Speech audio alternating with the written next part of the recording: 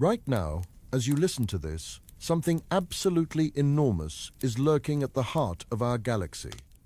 It's invisible, it's incredibly powerful, and it's holding together hundreds of billions of stars in a cosmic dance that's been going on for billions of years.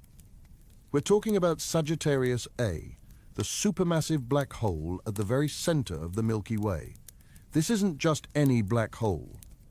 This is our galaxy's dark heart. A monster that weighs roughly 4.3 million times what our Sun weighs, all packed into a space that would fit comfortably inside Mercury's orbit. For decades, scientists suspected it was there. They could see stars whipping around something invisible at ridiculous speeds. They could detect strange radiation coming from the galactic center. But they couldn't see it directly. How do you photograph something that doesn't let light escape? Then, in 2022, we finally got our first image of it.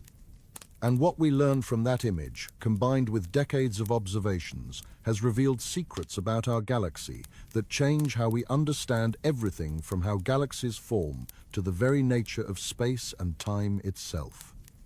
In the next 2 hours, I'm going to take you on a journey to the center of our galaxy.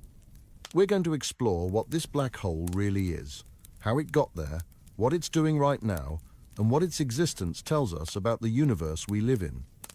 We're going to meet the stars that orbit so close to it that they complete an entire orbit in just years, traveling at a decent chunk of the speed of light.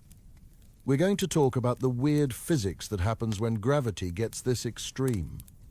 And we're going to explore the biggest mysteries that still surround this cosmic giant.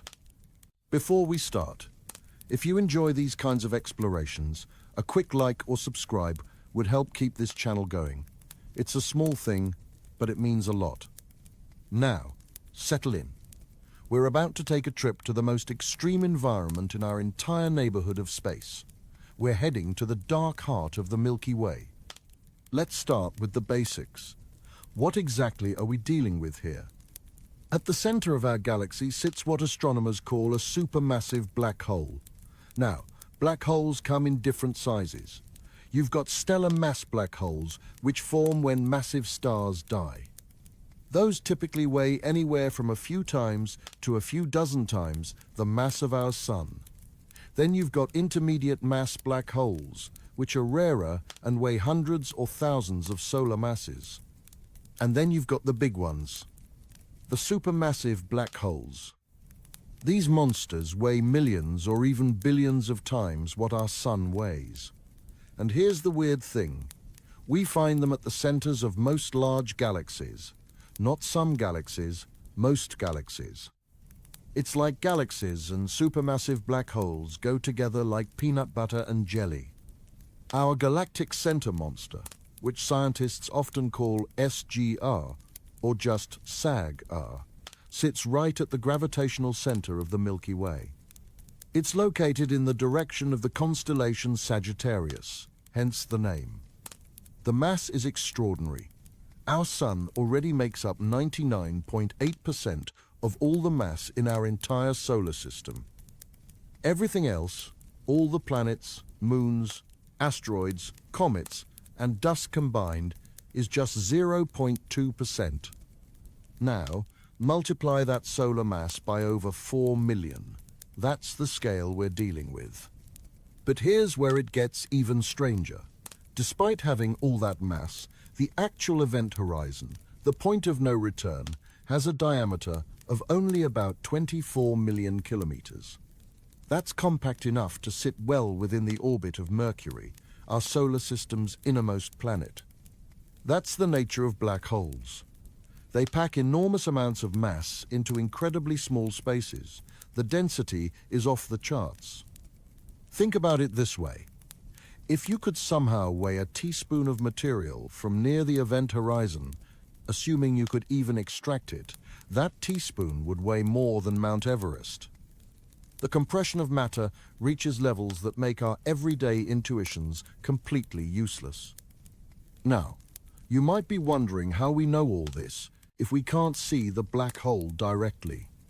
That's a great question, and it gets to the heart of how science actually works. For most of human history, we didn't know there was anything special at the center of the Milky Way.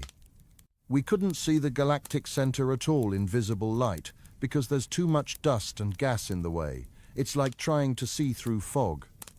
But in the 1930s, Carl Jansky at Bell Labs detected radio waves coming from space. He was trying to figure out what was causing static in radio communications, and he discovered some was coming from the direction of Sagittarius. He'd accidentally discovered radio astronomy. Over the following decades, as radio telescopes improved, astronomers mapped the galactic center in more detail.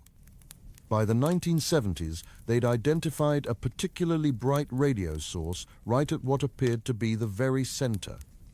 That's what they called Sagittarius A. But they didn't know it was a black hole yet.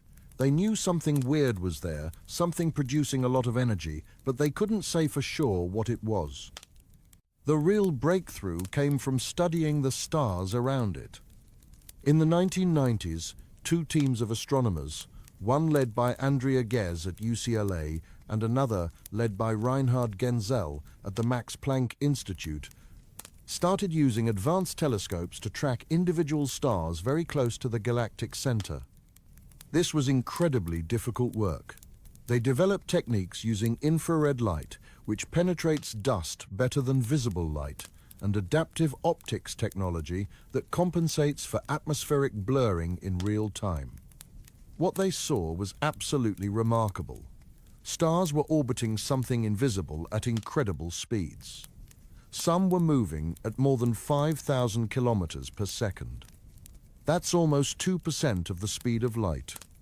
The star they watched most carefully is called S2. This star orbits every 16 years in a highly elliptical path.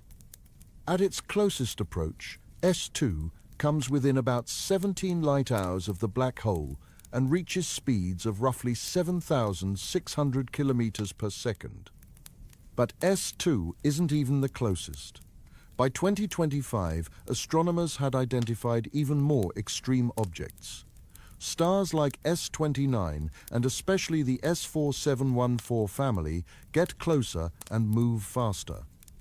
S4714, discovered through careful observations over the last few years, zips around the black hole at speeds approaching 8% of the speed of light. That's 24,000 kilometers per second. At those speeds, relativistic effects become impossible to ignore. Time dilation, length contraction, all of that weird stuff from special relativity starts to matter significantly. By carefully tracking these stars over many years, the teams could calculate exactly how much mass was contained in the region they were orbiting. The answer was clear. There was roughly 4.3 million solar masses in a region of space too small and too dark to be anything but a supermassive black hole. This work was so important that Andrea Ghez and Reinhard Genzel shared the Nobel Prize in Physics in 2020 for it. They'd proven that the Milky Way has a supermassive black hole at its center, and they'd measured its properties with incredible precision. But even then, we still hadn't actually imaged the black hole itself. We'd imaged the stars around it. We'd detected radio emissions from materials swirling around it.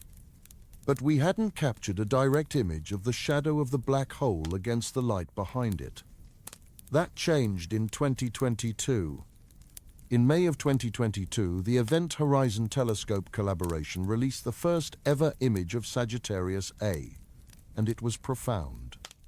The Event Horizon Telescope isn't a single telescope. It's a network of radio telescopes scattered around the planet, from Hawaii to the South Pole, working together using a technique called very long baseline interferometry. By combining observations from telescopes spread across Earth, they effectively created a telescope the size of the planet itself. Even with that, imaging our galactic center was incredibly difficult. The black hole is tiny on the sky, like trying to see a donut on the moon from New York. And unlike the M87 black hole they'd imaged earlier, Sagittarius A changes quickly. The material around it swirls in just minutes to hours. like trying to photograph a squirming toddler with a long exposure. But they did it. The image shows exactly what Einstein's general theory of relativity predicts. There's a dark region in the center, the shadow of the black hole, surrounded by a bright ring of light from superhot material orbiting at close to light speed. The ring isn't perfectly uniform. There are brighter and dimmer spots telling us about magnetic fields in the region and how material flows into the black hole. What's really significant is that the image matches theoretical predictions perfectly. The size of the shadow, the brightness of the ring, the way light is distributed, all of it fits with our understanding of how gravity works in extreme conditions. Since that first image, the team has continued analyzing their data. In 2024 and 2025, they released results from polarized light observations which reveal the structure of magnetic fields threading through the accretion disk. These magnetic fields appear to be incredibly strong and well organized, suggesting they play a major role in how material spirals inward. The polarization data also provided better constraints on the black hole's spin. The latest analyses suggest it's spinning rapidly, with a spin parameter above 0.9. That means the event horizon is rotating at more than 90% of the maximum rate allowed by physics. At that speed, the black hole drags space and time around with it, creating extreme frame dragging effects that influence everything nearby. Understanding the spin is crucial because it tells us about the black hole's history. A rapidly spinning black hole probably grew through smooth, organized accretion of gas, all rotating in the same direction. A slowly spinning, one might have grown chaotically through random mergers and gas clouds falling in from different directions. Our black hole's high spin suggests a relatively orderly feeding history over billions of years. Now that we've established what's at the center of our galaxy, let's talk about something that makes this black hole particularly fascinating compared to others in the universe. Sagittarius A is what astronomers call a remarkably quiet, supermassive black hole. Most black holes, this massive that we can observe, are feeding voraciously, shining brightly as they tear apart stars and consume vast quantities of gas. They're called active galactic nuclei, and they can outshine entire galaxies. Our black hole isn't like that. It's dormant, barely sipping on the thin gas that drifts nearby. Astronomers estimate it's only consuming material equivalent to feeding it an asteroid every few centuries. For something with over 4 million solar masses, that's practically nothing. This quietness is actually a mystery. The galactic center isn't lacking in material. There's gas floating around, stars passing by. So why isn't the black hole feeding more aggressively? One possibility is that the gas near the black hole is just too hot. When gas is extremely hot, it has a lot of random motion. This means it has too much energy to easily fall inward. Instead of spiraling smoothly into the black hole, hot gas can actually be blown away by radiation pressure before it gets close enough to be captured. Another factor might be magnetic fields. The region around the black hole is threaded with powerful magnetic fields that can actually prevent gas from falling in smoothly. These fields can channel gas into specific patterns, sometimes even flinging it away rather than letting it accrete. But the black hole's quietness is deceptive. Even in its dormant state, weird things are happening very close to the event horizon. X-ray telescopes have detected brief flares, sudden brightening events that last minutes to hours. These flares happen when small clumps of gas, or maybe even asteroids, fall into the accretion disk and heat up dramatically before disappearing. Some of these flares are extraordinarily bright, briefly outshining everything else at the galactic center. They're like the black hole hiccuping brief moments of activity in an otherwise sleepy giant. One particularly interesting phenomenon is what scientists call quasi-periodic oscillations. These are patterns in the brightness that repeat on roughly regular timescales. They might be caused by hot spots in the accretion disk orbiting the black hole, or by instabilities in the magnetic field structure. Understanding these oscillations helps astronomers figure out exactly what's happening in that chaotic region right at the edge of the event horizon. There's also evidence that the black hole might have a jet, though it's incredibly weak compared to jets from active black holes. Some radio observations suggest there's a faint outflow of material moving away from the black hole at high speed. If confirmed, this would tell us something important about how even quiet black holes can still influence their surroundings. The material swirling around the black hole exists in one of the most extreme environments imaginable. This accretion disk isn't like the smooth, orderly disks you might picture around young stars. It's chaotic, turbulent, and violently energetic. Gas in the accretion disk is moving at significant fractions of the speed of light. As it orbits, friction between layers moving at different speeds generates tremendous heat. We're talking temperatures in the millions of degrees. At those temperatures, atoms are completely stripped of their electrons, creating a plasma that glows across multiple wavelengths. But what's really interesting is how the disk is structured. It's not a simple flat disk. Recent observations suggest it has a complex three-dimensional structure with material flowing in at different angles and heights above the equatorial plane. The magnetic fields threading through the disk play a crucial role. These fields aren't just passive traces of gas motion. They actively shape how material flows. Magnetic field lines can become twisted and tangled by the disk's differential rotation, building up tension until they snap and reconnect, releasing enormous amounts of energy in the process. This magnetic reconnection might be what causes those sudden X-ray flares we detect. When field lines snap and reconnect, they can heat small regions of the disk to incredibly high temperatures, causing them to briefly outshine everything else. The disk also interacts with the black hole's spin in fascinating ways. A rapidly spinning black hole drags space-time around with it through frame dragging. This means the inner edge of the accretion disk doesn't orbit in a fixed plane. Instead, the plane of the disk precesses, wobbling like a spinning top that's starting to tip over. This precession happens on timescales of minutes to hours for the innermost material. Astronomers think this might explain some of the variability we see in the emission from the galactic center. As the disk wobbles, different parts of it come into and out of our line of sight, changing what we observe. There's also the question of where the material in the disk comes from. Some of it is probably from stellar winds, material blown off by massive stars near the galactic center. Some might be from gas clouds that wandered too close.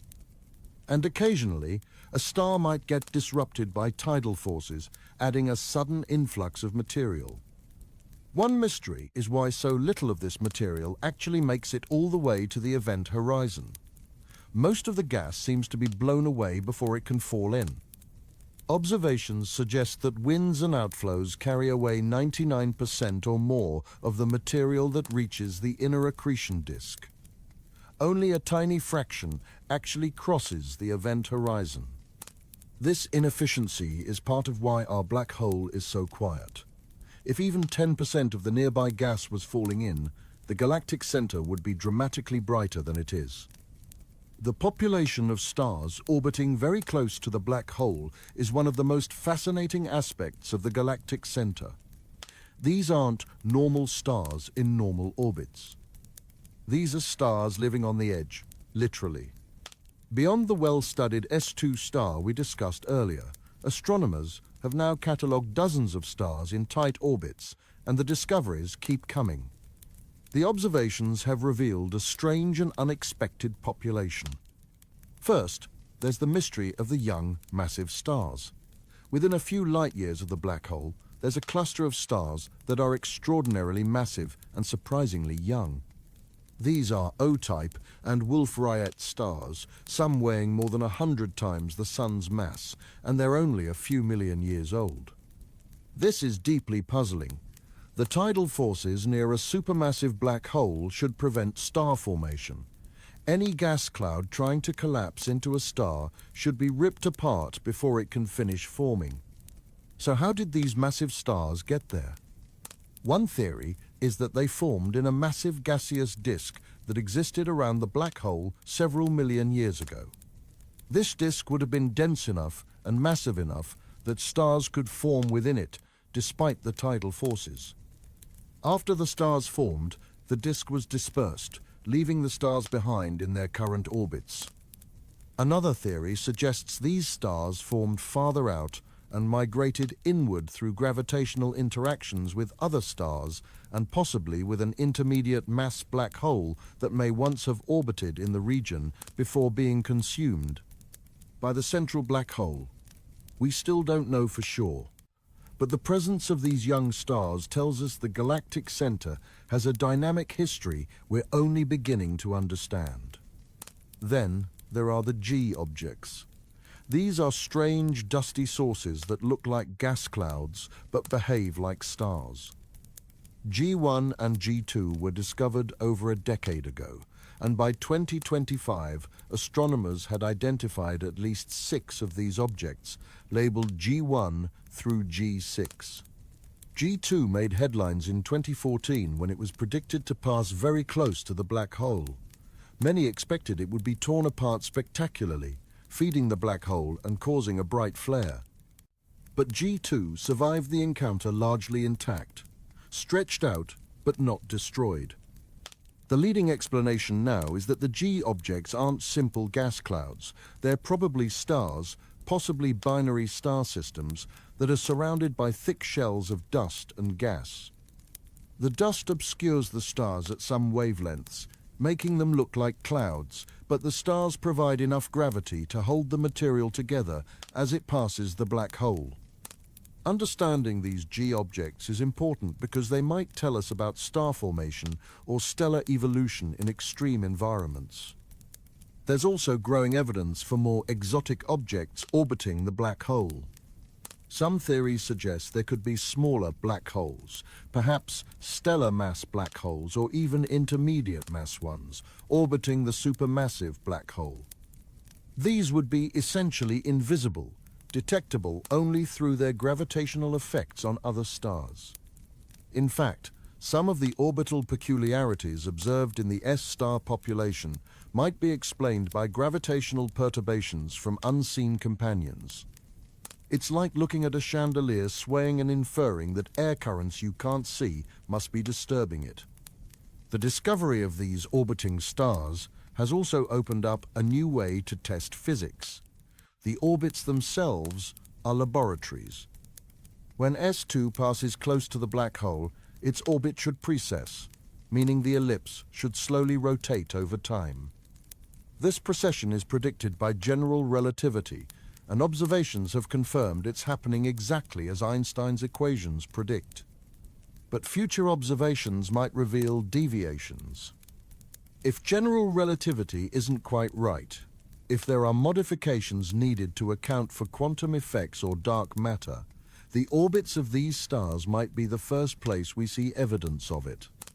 Tidal forces are the difference in gravitational pull across an object. For most situations, they're negligible, but near a black hole, they become extreme and deadly. If a star gets close enough, the gravitational pull on its near side becomes so much stronger than the pull on its far side that the star literally gets stretched apart. The star becomes a long stream of gas, like pulling taffy. Half of that gas typically has enough energy to escape, flung away at high speed. The other half falls into the accretion disk and eventually into the black hole. The process releases a tremendous amount of energy, causing the black hole to flare in brightness for weeks or months. We've observed tidal disruption events around other supermassive black holes in other galaxies. They're rare, maybe happening once every 10,000 to 100,000 years per galaxy. When they do happen, they're spectacular, sometimes outshining the entire host galaxy. We haven't seen one happen at our galactic center in recorded history. But that doesn't mean they don't occur. We just haven't been watching with the right instruments at the right time. The question is, when will we see the next one? There are stars in very close orbits that will eventually spiral inward. Some of the G objects might be on trajectories that could lead to disruption.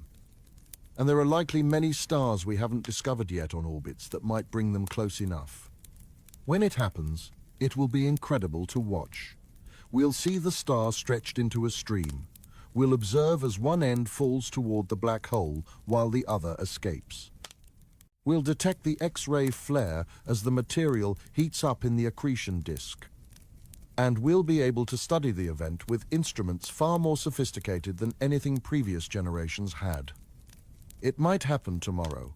It might not happen for 10,000 years, but the stars are there, orbiting, gradually spiraling inward. Eventually, one will get too close. One of the most important properties of the black hole is its spin. And thanks to recent observations, particularly from the Event Horizon Telescope's polarization measurements in 2024 and 2025, we now have much better constraints on this. The latest data suggests the black hole is spinning rapidly, with a spin parameter above 0.9. That's more than 90% of the maximum rate allowed by physics. This is significant because spin affects everything about how the black hole interacts with its surroundings. A spinning black hole drags space-time around with it in an effect called frame dragging.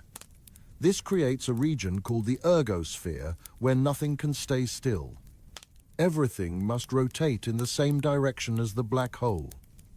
The ergosphere extends beyond the event horizon. For a rapidly spinning black hole like ours, the ergosphere is substantial, and the frame dragging effects influence the entire inner accretion disk. This spin also affects the innermost stable circular orbit, the closest distance at which matter can orbit without falling in. For a non-spinning black hole, this orbit is at 3 times the radius of the event horizon. For a maximally spinning black hole, it can be as close as half that distance. By studying X-ray emissions from the inner accretion disk, astronomers can estimate where this innermost orbit is, which tells them about spin. The polarized light observations from the Event Horizon Telescope provide another way to measure spin, because the polarization pattern depends on how magnetic fields are dragged around by the black hole's rotation. The high spin tells us something about the black hole's history. It probably grew through steady accretion of gas that was all rotating in roughly the same direction. If it had grown through chaotic mergers or by consuming gas from random directions, its spin would be lower. In theory, you can extract energy from a spinning black hole through processes like the Penrose process. If you drop something into the ergosphere on just the right trajectory, it can split into 2 pieces, with one falling into the black hole and the other escaping with more energy than the original object had. The extra energy comes from the black hole's rotation. This sounds like science fiction, but it's real physics. It might even be happening naturally in the accretion disk, where magnetic field lines threading through the ergosphere could extract rotational energy and channel it into jets. This brings us to one of the biggest mysteries in astrophysics. Where did supermassive black holes come from in the first place? We know stellar mass black holes form from the deaths of massive stars. A star 20 times the mass of the Sun or more goes supernova, and if enough material collapses, it forms a black hole. That process is well understood. But supermassive black holes are millions or billions of times more massive than stellar black holes. You can't make a supermassive black hole just from one star, no matter how massive. So did supermassive black holes grow from smaller ones? Did stellar mass black holes form first, then gradually consume gas and merge with other black holes over billions of years until they became supermassive? That's one theory, but there's a problem. We've found supermassive black holes in the early universe less than 1 billion years after the Big Bang. That's not much time for a stellar mass black hole to grow into a billion solar mass monster. To grow that fast, a black hole would have to be feeding at close to the maximum possible rate, a rate called the Eddington limit, all the time for hundreds of millions of years. And even then, it's not clear you could grow fast enough. So there must be another way to make supermassive black holes. Maybe they started big. One idea is that in the early universe, there were ways to form much larger black holes directly without going through the stellar black hole phase. Maybe there were massive gas clouds that collapsed directly into black holes, weighing thousands or even millions of solar masses right from the start. Those intermediate mass seeds could then grow into supermassive black holes more easily. Another idea involves very massive stars that might have existed only in the early universe. These would be stars weighing hundreds of thousands of solar masses, much bigger than any star we see today. Such stars might collapse directly into massive black holes without exploding as supernovae. We don't know which of these scenarios, if any, is correct. It's possible that different supermassive black holes formed in different ways, and the truth is some combination of all these mechanisms. What about Sagittarius A star specifically? How did it get to be 4 million solar masses? Sagittarius A star is relatively small for a supermassive black hole. The black hole at the center of M87, the first one the Event Horizon Telescope imaged, is 6.5 billion solar masses. That's more than 1,000 times bigger than Sagittarius A star. There seems to be a relationship between the mass of a galaxy's central black hole and the mass of the galaxy itself. More massive galaxies have more massive black holes. The relationship isn't perfect, but it's strong enough that it must be telling us something about how galaxies and black holes grow together. The Milky Way is a large galaxy, but not the largest. It has a few 100 billion stars, so it makes sense that it would have a supermassive black hole on the smaller end of the scale. Sagittarius A star probably grew primarily by accreting gas over billions of years, with occasional contributions from stars that got too close and from mergers with smaller black holes. The Milky Way has undergone mergers with smaller galaxies over its history, and those smaller galaxies might have had their own black holes that eventually merged with Sagittarius A star. In fact, we might be able to see evidence of past mergers by studying the orbits of stars around the black hole and looking for patterns that suggest the system was recently disturbed. Another idea involves very massive stars that might have existed only in the early universe. These would be stars weighing hundreds of thousands of solar masses, much bigger than any star we see today. Such stars might collapse directly into massive black holes without exploding as supernovae. We don't know which of these scenarios, if any, is correct. It's possible that different supermassive black holes formed in different ways, and the truth is some combination of all these mechanisms. What about Sagittarius A star specifically? How did it get to be 4 million solar masses? Sagittarius A star is relatively small for a supermassive black hole.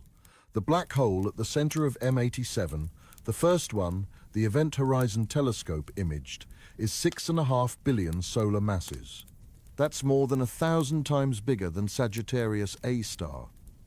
There seems to be a relationship between the mass of a galaxy's central black hole and the mass of the galaxy itself. More massive galaxies have more massive black holes. The relationship isn't perfect, but it's strong enough that it must be telling us something about how galaxies and black holes grow together. The Milky Way is a large galaxy, but not the largest. It has a few 100 billion stars, so it makes sense that it would have a supermassive black hole on the smaller end of the scale. Sagittarius A star probably grew primarily by accreting gas over billions of years, with occasional contributions from stars that got too close and from mergers with smaller black holes. The Milky Way has undergone mergers with smaller galaxies over its history, and those smaller galaxies might have had their own black holes that eventually merged with Sagittarius A star. In fact, we might be able to see evidence of past mergers by studying the orbits of stars around the black hole and looking for patterns that suggest the system was recently disturbed. The environment around Sagittarius A star is unlike anywhere else in the galaxy. It's crowded, it's energetic, and it's full of weird phenomena. First, there's just a lot of stuff there. The central few light years of the galaxy contain millions of stars packed into a region that, by galactic standards, is tiny. The density of stars is about 1,000,000 times higher than it is in our neighborhood. If you were on a planet orbiting a star near the galactic center, your night sky would be spectacular. Instead of a few thousand visible stars like we see from Earth, you'd see millions. The sky would be so bright with stars that you'd cast a shadow at night. But it would also be dangerous. With so many stars packed so close together, gravitational interactions would be common. Stellar encounters, where two stars pass close enough to perturb each other's orbits, would happen all the time. That makes it hard for planets to maintain stable orbits. There's also a lot of radiation. The stars in the galactic center include many massive, hot, young stars that pump out intense ultraviolet radiation. And Sagittarius A star itself, even in its current quiet state, produces X-rays and other high-energy radiation from its accretion disk. All that radiation makes it hard for complex molecules to survive. Any organic molecules would be quickly broken apart. This probably isn't a great place to look for life. Then there's the gas. The galactic center has a lot of gas, both in the accretion disk around Sagittarius A star and in larger clouds in the region. One of the most studied features is a cloud called G2. G2 was discovered in 2011, and it was predicted to make a close pass by Sagittarius A star in 2014. Astronomers were excited because they thought it might be a gas cloud that would be disrupted by the black hole's tidal forces, potentially causing a flare in activity as the gas fell in. People watched carefully as G2 approached, and, well, not much happened. The cloud survived more or less intact. It got stretched out a bit, but it didn't fall apart and feed the black hole as dramatically as some had predicted. This led to a revised understanding of what G2 is. It's probably not just a gas cloud. There might be a star or binary system hidden inside the gas, and that star's gravity is holding the cloud together as it orbits the black hole. But G2 is just one of many gas clouds and structures in the region.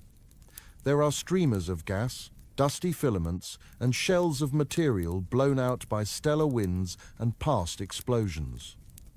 The whole region is a dynamic, churning environment. There are also massive star clusters near the galactic center. One of the most prominent is the Arches cluster, which contains over 100 massive young stars packed into a region only a light year across. These stars are burning bright and will live fast, die young, probably ending as supernovae or black holes within just a few million years. Another notable feature is a population of magnetars in the region. Magnetars are neutron stars with incredibly strong magnetic fields, the strongest magnetic fields we know of anywhere in the universe. They occasionally produce bursts of X-rays and gamma rays when their crusts crack or when their magnetic fields reorganize. One magnetar near the galactic center, called SGR 1745-2900, produced a giant flare in 2004 that was so intense it affected Earth's upper atmosphere from 26,000 light-years away. The presence of so many extreme objects in one region makes the galactic center a uniquely valuable laboratory for studying physics in extreme conditions. When you look at the galactic center in radio wavelengths, you see a lot more than just Sagittarius A star. You see filaments, arcs, and loops of radio emission threading through the region. One of the most striking features is called the radio arc. This is a set of long, thin filaments of synchrotron radiation stretching for hundreds of light-years perpendicular to the plane of the galaxy. Synchrotron radiation is produced when charged particles, usually electrons, spiral along magnetic field lines at close to the speed of light. The fact that we see these filaments tells us there are strong magnetic fields in the galactic center, and those magnetic fields are filled with high-energy particles. But where do the magnetic fields come from, and where do the high-energy particles come from? Part of the answer probably involves past activity from Sagittarius A star. When the black hole was more active, it might have produced jets or winds that carried energy and magnetic fields out into the surrounding region. Part of the answer might also involve supernova explosions. Massive stars in the galactic center explode as supernovae, and those explosions generate shock waves that accelerate particles to high energies and amplify magnetic fields. And part of the answer might involve processes we don't fully understand yet. The interaction between supernova remnants, stellar winds, magnetic fields, and the ambient gas in the galactic center is complex, and we're still working out all the details. What's clear is that the galactic center is not a quiet place, even if Sagittarius A star itself is currently subdued. Let's zoom out a bit and think about the bigger picture. What role does Sagittarius A star play in the Milky Way as a whole?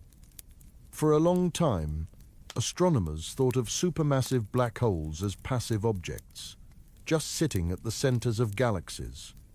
Products of galactic evolution, but not really influencing anything outside their immediate vicinity. But we now know that's not true. Supermassive black holes can have profound effects on their host galaxies, especially when they're actively feeding. The energy released by matter falling into a supermassive black hole can be enormous. A black hole feeding at the Eddington limit, the maximum sustainable rate, can release energy equivalent to turning about 10% of the infalling mass directly into energy via E equals mc squared. To put that in perspective, nuclear fusion, the process that powers stars, converts about 0.7% of mass into energy. Black hole accretion is more efficient than fusion by more than a factor of 10. Where does all that energy go? Some of it gets radiated away as light and other forms of radiation, but a lot of it goes into heating and blowing away the surrounding gas. This is called feedback. The black hole feeds on gas, releases energy, and that energy pushes the gas away, which limits how much the black hole can feed. It's a self-regulating process. But it also affects star formation. Gas that gets blown away by the black hole can't collapse to form new stars. So active supermassive black holes can actually shut down star formation in their galaxies. This is thought to be a major factor in why the most massive galaxies in the universe are mostly red and dead. They're full of old stars and not making many new ones. The supermassive black holes at their centers got so massive and so active that they blew out most of the gas, quenching star formation. The Milky Way hasn't reached that point. We're still forming stars at a decent rate. But Sagittarius A star has probably influenced our galaxy's evolution over billions of years, especially during periods when it was more active. There's also the fact that the black hole's gravity organizes the central region of the galaxy. The stars near the galactic center are all orbiting Sagittarius A star. Their motions are controlled by its gravitational influence. In a sense, the black hole is the anchor that holds the inner galaxy together. Some simulations suggest that without supermassive black holes, galaxies might not form the same way. The early phases of galaxy formation might involve bursts of star formation and black hole growth that are intimately connected, shaping each other through feedback processes. So even though Sagittarius A star is just 0.000005% of the Milky Way's total mass, a tiny fraction, it plays a role in our galaxy's structure and evolution that's way out of proportion to its mass. What's going to happen to Sagittarius A star in the future? In the short term, not much. The black hole will continue to feed slowly on the gas and occasional stars in its vicinity. It will continue to sit at the gravitational center of the galaxy. And we'll continue to study it with ever-improving telescopes and techniques. But in the long term, things get interesting. The Milky Way is on a collision course with the Andromeda galaxy. Right now, Andromeda is about 2.5 million light-years away and approaching us at about 110 kilometers per second. In about 4.5 billion years, the two galaxies will collide. Now, when we say galaxies collide, we don't mean stars will crash into each other. Space is mostly empty. Even in a galactic collision, the stars will mostly pass by each other like two swarms of bees interpenetrating without individual bees colliding. But the collision will be spectacular nonetheless. The gravitational interactions will fling stars into new orbits, trigger bursts of star formation as gas clouds collide and compress, and generally reorganize both galaxies completely. And at the centers of both galaxies are supermassive black holes. Andromeda has one too, somewhat larger than Sagittarius A star, weighing in at around 100 to 200 million solar masses. When the galaxies merge, those two black holes will eventually sink to the center of the merged system. They'll orbit each other, gradually spiraling closer due to gravitational wave radiation, and eventually they'll merge into a single, larger black hole. That merger will be an incredible event. The final moments, when the two black holes are orbiting each other at a significant fraction of the speed of light just before they collide, will produce gravitational waves so strong that they'll ripple across the universe. Unfortunately, we won't be able to detect those waves directly with current detectors. The gravitational waves from supermassive black hole mergers have frequencies too low for ground-based detectors like LIGO. We'd need space-based detectors like the proposed LISA mission. But we'll probably be able to see the electromagnetic signature. When the black holes merge, they'll disturb the accretion disks around them, potentially triggering a flare of radiation. The final merged black hole will weigh somewhere around 100 million solar masses, the sum of Sagittarius A star and Andromeda's black hole, and it will sit at the center of the new merged galaxy, which astronomers have already nicknamed Milkomeda. That's billions of years in the future, though. What about the nearer future? Well, one thing that might happen is that Sagittarius A star could experience a tidal disruption event that we actually get to see. If a star happens to wander too close in the next few decades or centuries, while we have the instruments to observe it, we'll get a front-row seat to one of the most violent events in the universe. The chances of that happening in any given year are small, but over decades, the odds add up, and we're watching more carefully than ever before. We're also going to get better images of Sagittarius A star. The Event Horizon Telescope is adding more telescopes to its network, which will improve resolution and allow us to make movies of the material orbiting the black hole rather than just static images. Imagine watching the superhot gas swirl around the event horizon in real time, seeing flares and instabilities develop, tracking the motion of bright spots as they orbit at close to the speed of light. That's the kind of data we'll have in the next few years. We're also going to continue tracking the stars orbiting the black hole. There are proposals to look for planets orbiting those stars, which would be absolutely wild. A planet orbiting a star that's orbiting a supermassive black hole. The gravitational environment would be incredibly complex. And we're going to look for gravitational wave signatures. While we can't detect the gravitational waves from Sagittarius A star itself with current technology, we might be able to detect waves from black holes or neutron stars in the galactic center region. There's a technique called pulsar timing that uses the regular pulses from pulsars as a kind of galactic scale gravitational wave detector. Arrays of pulsars across the galaxy can detect the subtle stretching and squeezing of space caused by passing gravitational waves. Now, let's talk about one of the deepest mysteries associated with black holes, the information paradox. According to quantum mechanics, information can't be destroyed. If you know the complete state of a system at one time, you can in principle calculate its state at any other time, forward or backward. The laws of physics are deterministic and reversible at the quantum level. But black holes seem to destroy information. If you throw something into a black hole, all the information about what that thing was made of, its quantum state, everything about it, seems to disappear behind the event horizon. For a long time, people thought, well, that information is still there, inside the black hole. It's hidden, but not destroyed. But then, Stephen Hawking showed in the 1970s that black holes aren't completely black, they radiate. This radiation, now called Hawking radiation, comes from quantum effects right at the event horizon. Here's a simplified version of how it works. In quantum mechanics, empty space isn't really empty. There are constant fluctuations where particle-antiparticle pairs pop into existence and annihilate each other almost immediately.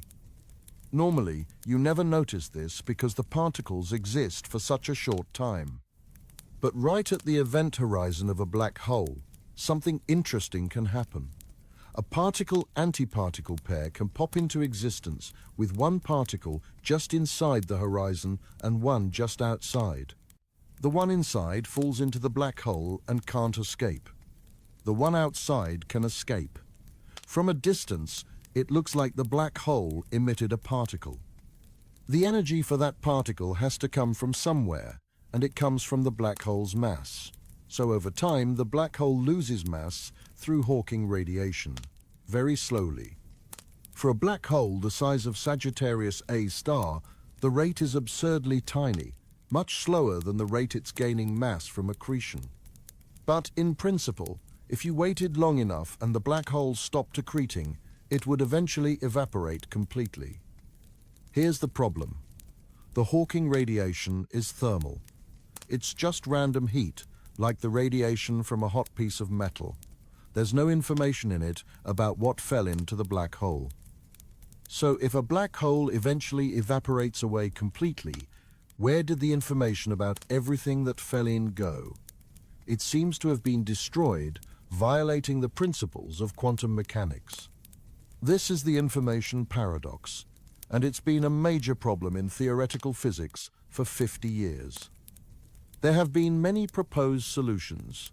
Maybe the information is somehow encoded in the Hawking radiation in subtle correlations we haven't figured out how to detect. Maybe it escapes at the very end when the black hole is about to evaporate completely.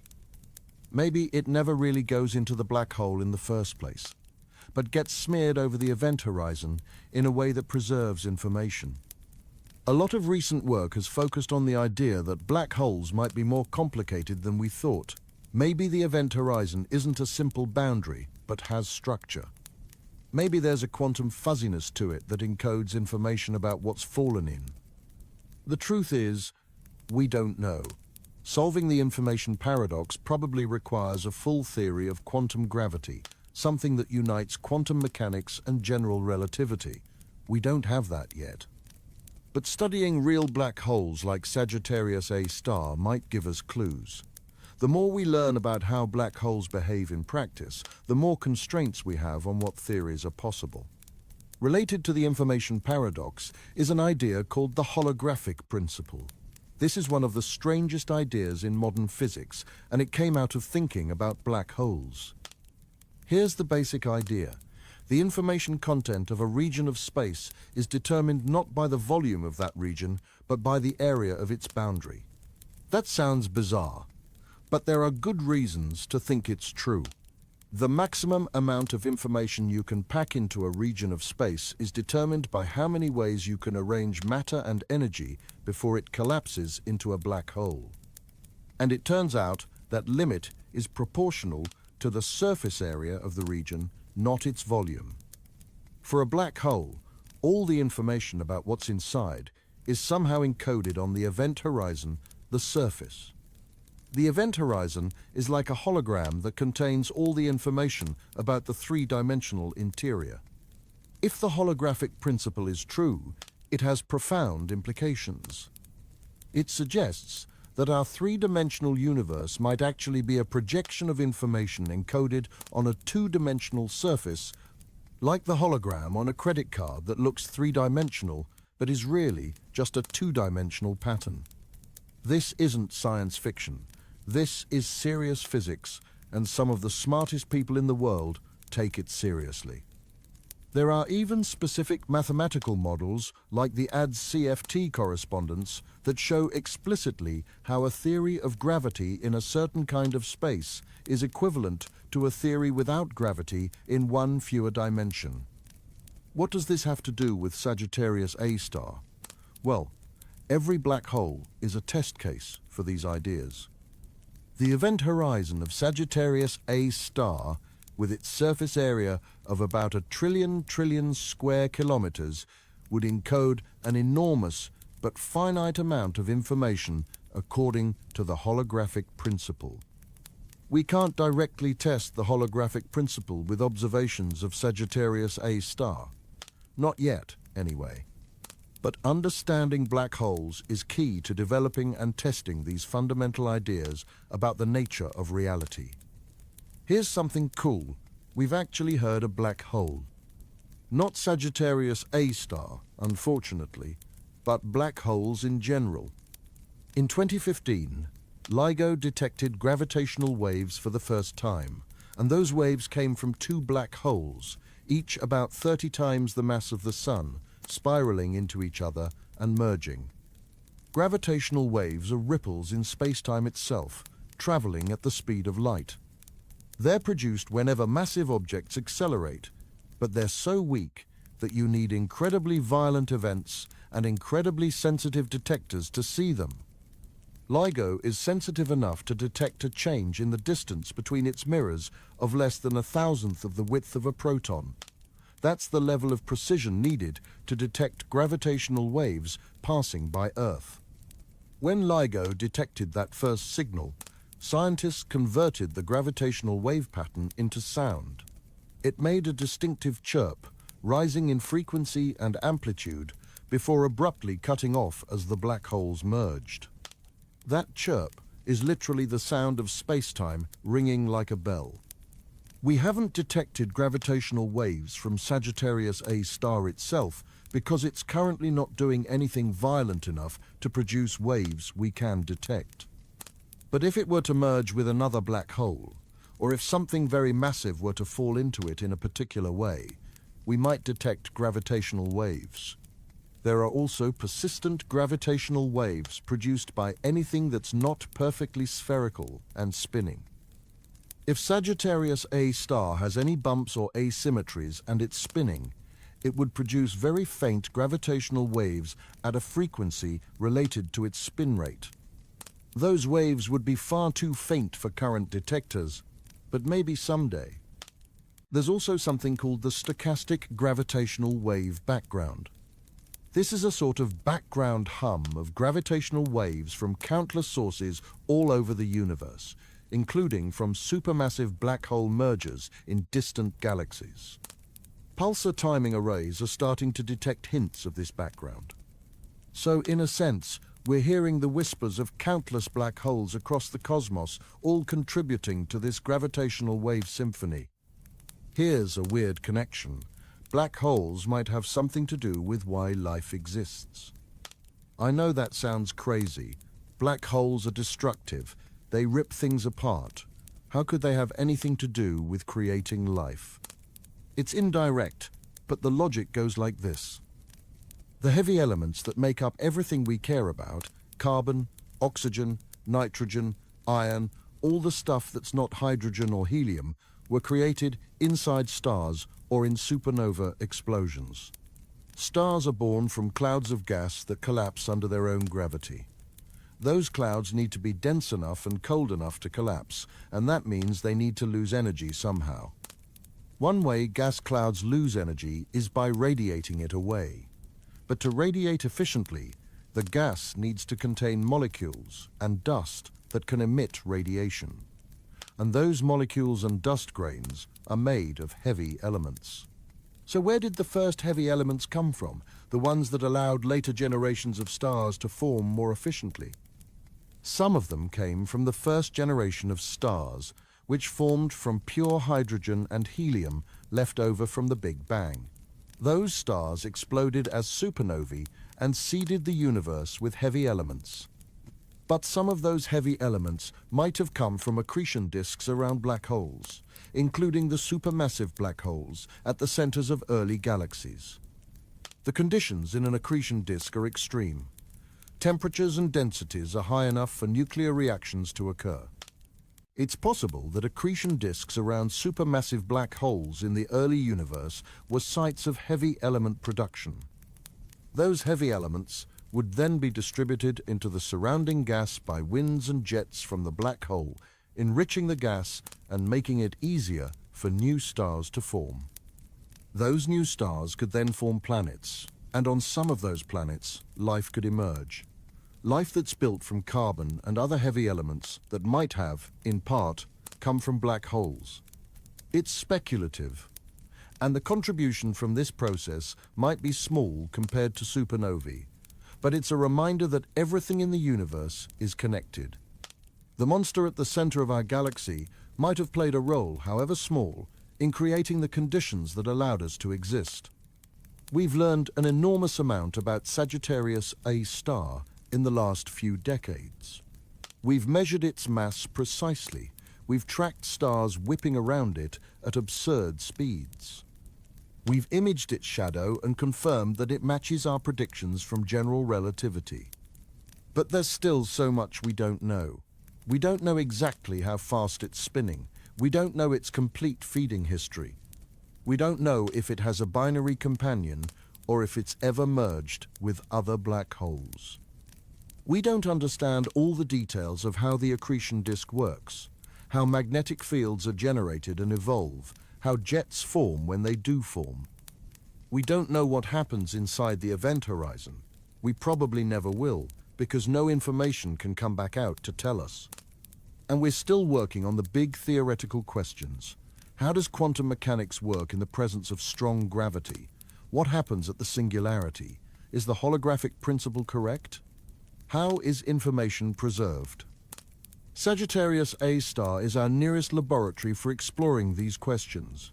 It's not the biggest or the most active supermassive black hole, but it's the closest, and that makes it incredibly valuable.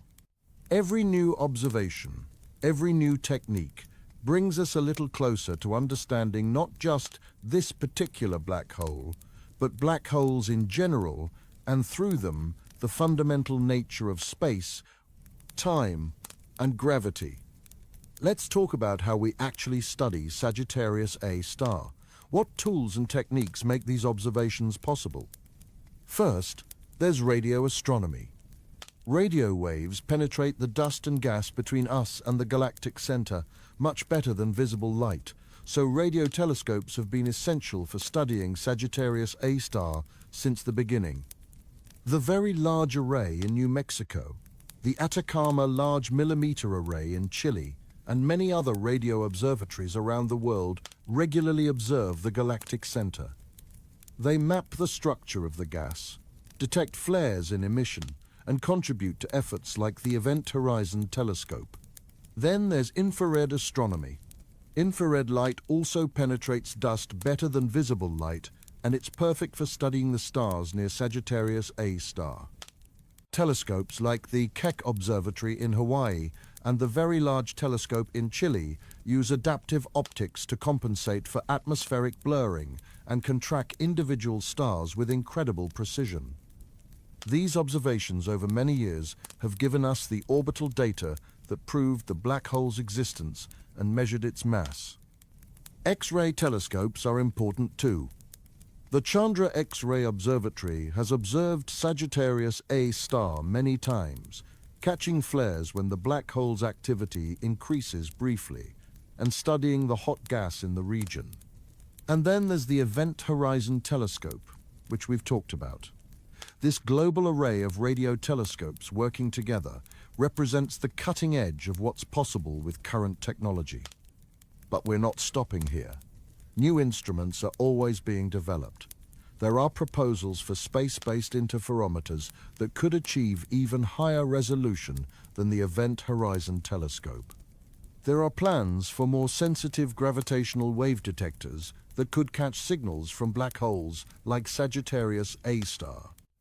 There's even been talk about sending a probe to the galactic center. It would take thousands of years with current technology, but in principle, we could get a much closer look. Every advance in technology opens new windows on the universe. Who knows what we'll discover about Sagittarius A star in the coming decades?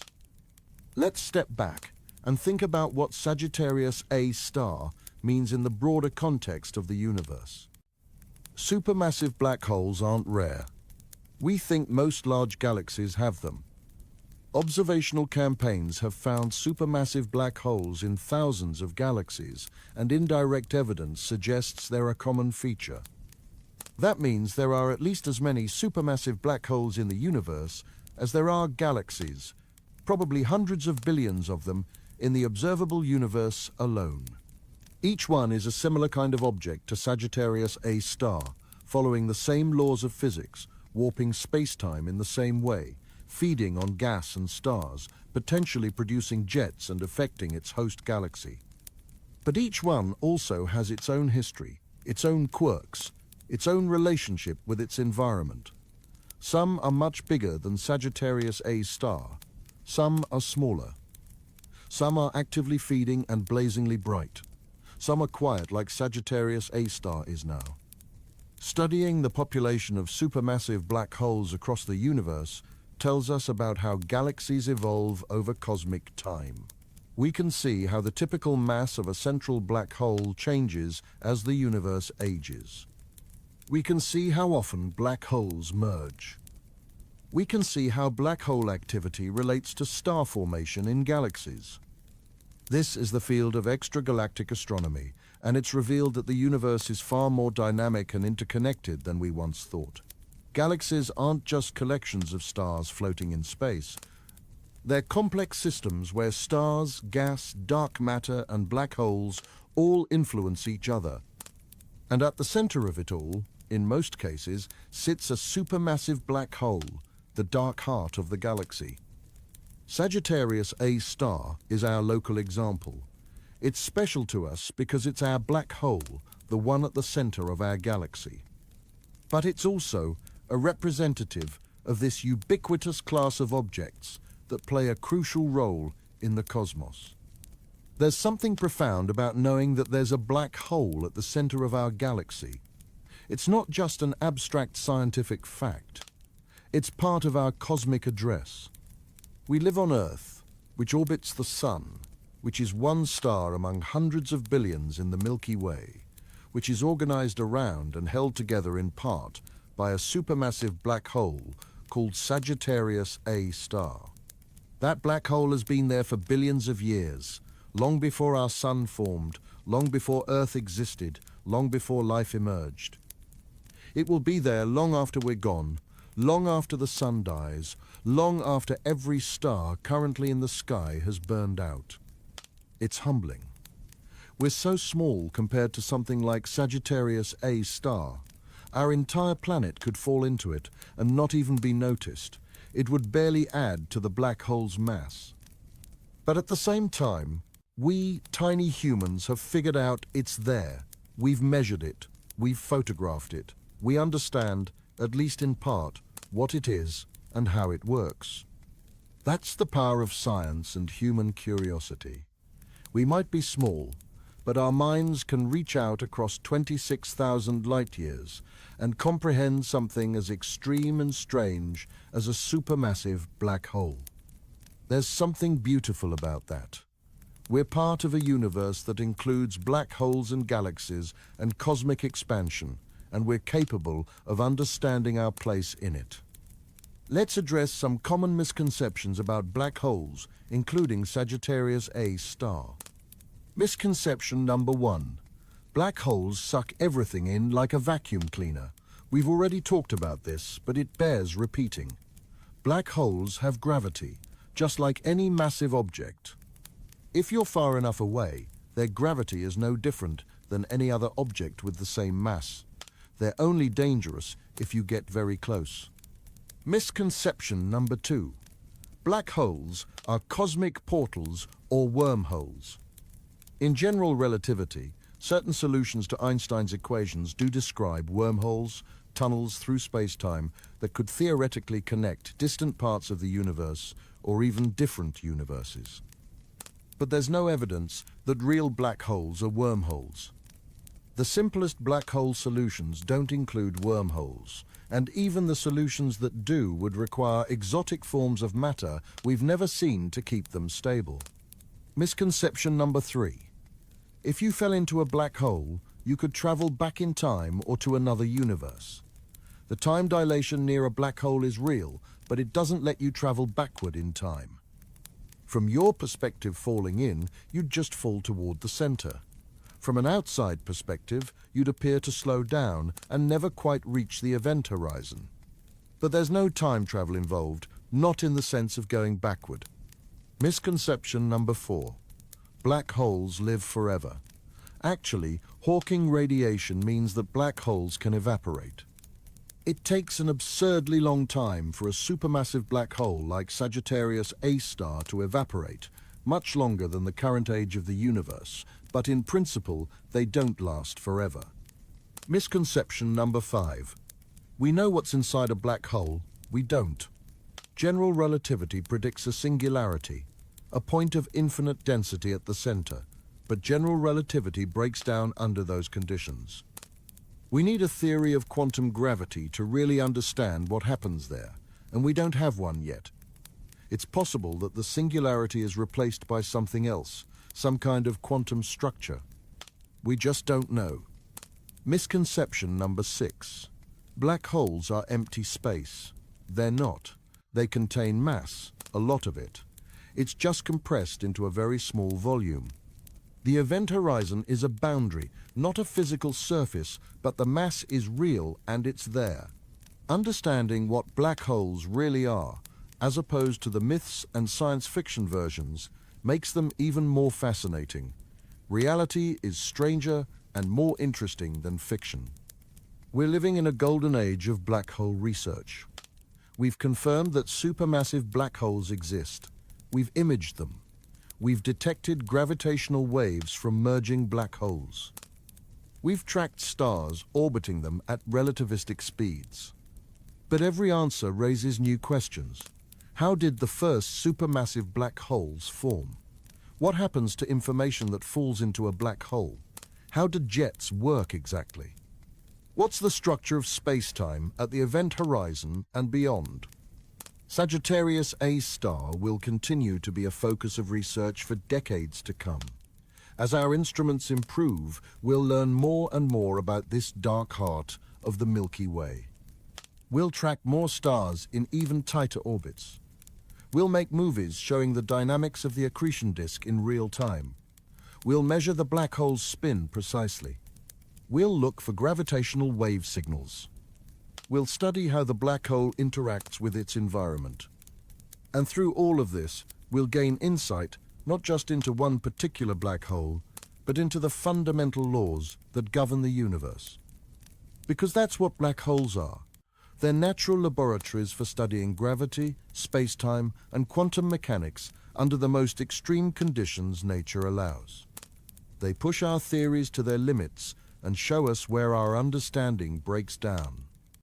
Every time we learn something new about Sagittarius A star, we learn something new about physics itself. Imagine for a moment that you could take a journey to the galactic center, to the black hole itself. You'd start here, in our solar system, 26,000 light-years from the target. Even traveling at the speed of light, it would take 26,000 years to get there. But let's pretend we have faster than light travel, just for this thought experiment. As you traveled toward the galactic center, you'd notice the density of stars increasing. In our neighborhood, the nearest star to the sun is over 4 light-years away. Closer to the galactic center, stars are separated by only fractions of a light year. The sky would get brighter. More and more stars would be visible, until eventually the combined light of millions of stars would be bright enough to read by, even at night. You'd see massive young stars, blazingly bright, living fast and dying young. You'd see ancient red giants, stars at the end of their lives. You'd see pulsars, rapidly spinning neutron stars left over from supernova explosions. As you got within a few light years of the center, you'd start to see the effects of the black hole's gravity on the stellar orbits. Stars would be moving at strange angles, some in highly elliptical orbits, some in nearly circular ones, but all organized around an invisible center. You'd detect high-energy radiation, X-rays and gamma rays from the superhot gas swirling around the black hole. You'd see the radio emissions from the accretion disk. And then, if you got close enough and looked at the right wavelengths, you'd see it, the shadow, the dark circle against the glowing background, marking the presence of the event horizon. You'd see the light from the accretion disk bent into strange patterns by the extreme gravity. Light that should be behind the black hole would be bent around it, creating a bright ring. Light from the side of the disk moving toward you would be blue-shifted and brightened. Light from the side, moving away, would be red-shifted and dimmed. If you were foolish enough to get too close, you'd start to feel the tidal forces. Your body would be stretched in the direction of the black hole and compressed perpendicular to it. This effect, called spaghettification, would eventually tear you apart if you crossed the event horizon of a small black hole. For our galactic center, though, because it's so massive, the tidal forces at the event horizon aren't immediately lethal. You could cross the event horizon and survive, at least for a moment. But once you crossed, there'd be no coming back. All paths would lead inward. You'd fall toward the singularity, and eventually, the tidal forces would grow strong enough to rip you apart at the atomic level. The journey would end at the singularity itself, that point where our understanding of physics breaks down and we don't know what happens. Of course, this is all hypothetical. We can't actually make this journey, but we can observe from a distance, and what we see is amazing enough. One of the most mind-bending things about the galactic center is how it warps space and time itself. This isn't science fiction, it's real physics, predicted by Einstein and confirmed by observation. We've already discussed time dilation and how time runs slower near massive objects. But there are other effects of space-time curvature that are equally fascinating. One is gravitational lensing. Light traveling near a massive object gets bent by the curvature of space-time. We see this effect throughout the universe.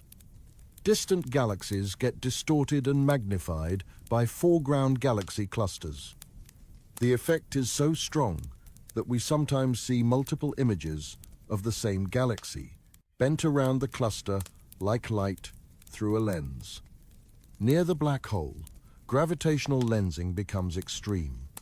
Light from the accretion disk doesn't travel in straight lines. It follows curved paths through the warped space-time.